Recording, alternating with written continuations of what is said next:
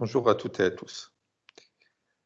Nous allons voir aujourd'hui la manière avec laquelle nous élaborons le plan d'action RH en matière de gestion prévisionnelle des emplois et des compétences d'une manière détaillée.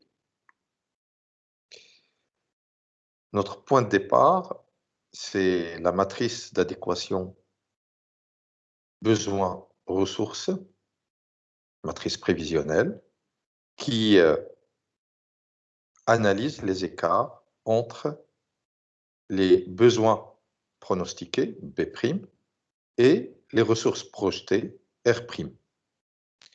Vous vous souvenez que sur la base de cette matrice, dans l'exemple que nous avons utilisé, eh bien, nous nous retrouvons avec un écart de 90 entre les besoins et les ressources. Et cet écart de 90 personnes représente une situation de sous-effectif. Et nous avons dit que cette situation de sous-effectif était une situation consolidée, mais qui cachait des particularités en passant d'une famille professionnelle à une autre et en passant d'une catégorie socio-professionnelle à une autre. Quand on voit de plus près, et si on met de côté la colonne des sous-totaux et la ligne des sous-totaux, eh bien, nous nous retrouvons avec des situations de sous-effectifs partiels qui sont représentés en bleu au niveau des écarts, des colonnes des écarts. Par exemple, on a un sous-effectif partiel de 2 personnes au niveau de la catégorie B dans la production et de 5 personnes dans la catégorie C au niveau de la production, etc. Et nous avons aussi des situations de sureffectif partiel qui sont montrées en rouge. Par exemple, nous avons 12 agents en sureffectif dans la catégorie H au niveau de la famille professionnelle, magasin et approvisionnement. Quand on va élaborer le plan d'action, nous allons considérer 2 scénarios extrêmes et qui ne sont pas réalistes tous les deux. Mais nous les considérons sur un plan théorique. En matière de gestion des ressources humaines, on a globalement le choix entre 2 politiques en matière de gestion des flux.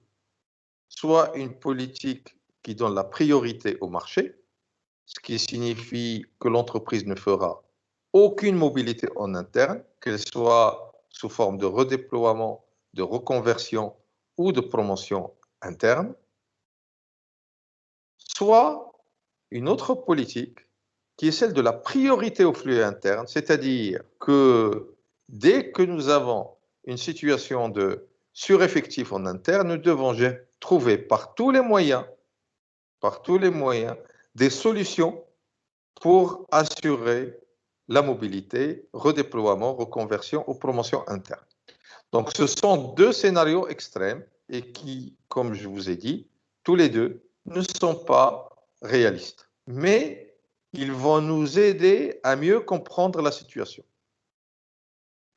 Supposons que nous soyons dans le premier scénario, c'est-à-dire priorité au marché.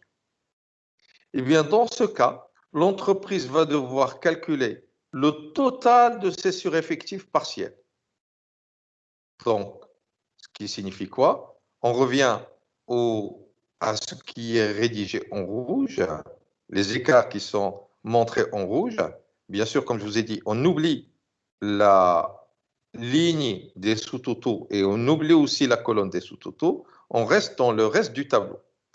Donc, dans ce qui est en rouge, on trouve que nous avons ici un sureffectif au niveau de la catégorie C dans les magasins et approvisionnement, un autre sureffectif, la catégorie D, toujours dans la même famille, etc. Donc, on commence à les additionner, tous les sureffectifs partiels, 1 plus 1 plus 14 plus 15 plus 52 plus 12, puis on passe à la colonne suivante, finance et comptabilité, plus 3 plus 15, puis on passe à l'administration générale, plus 3 plus 69 plus 104, etc.